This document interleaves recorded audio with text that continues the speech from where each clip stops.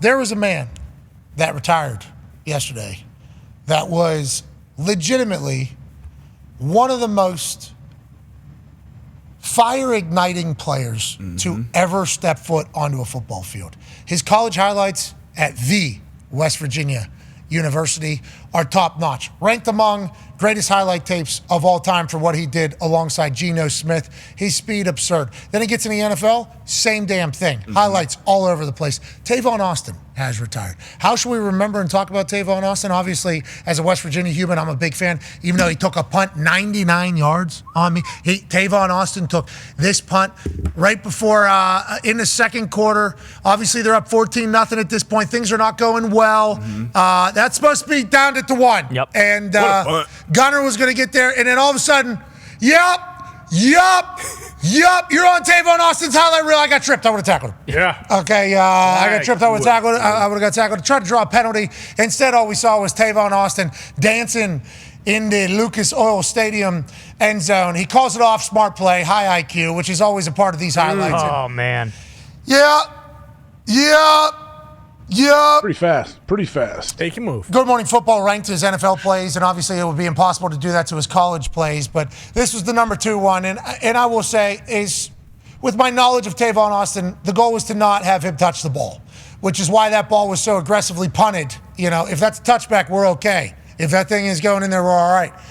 But instead, he takes that thing all the way to the house, 99 yards, ruins net, ruins life, and I gave away a car at halftime of this particular game.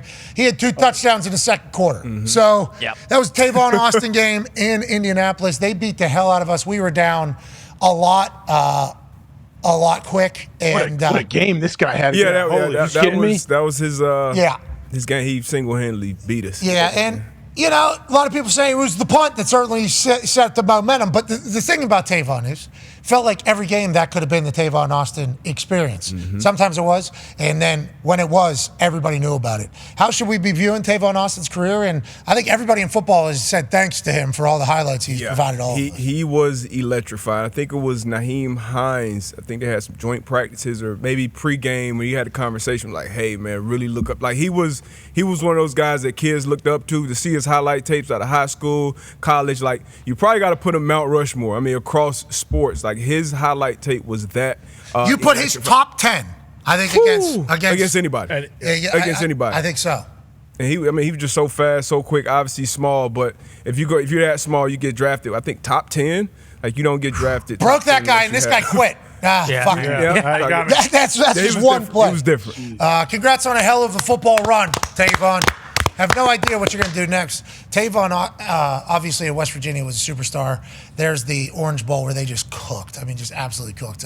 Noel Devine was obviously at West Virginia before it. Jock Sanders was there before Tavon got there. And then Tavon, obviously, just continued the trend of being a little bit undersized, but better football than you.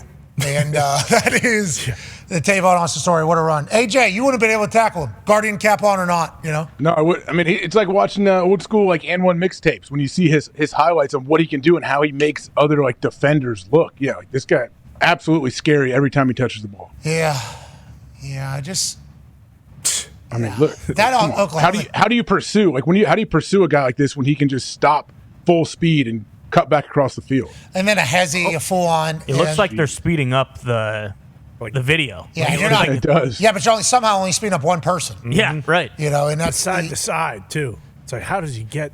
And also, as I'm watching this, Morgantown at night, Penn State lookout.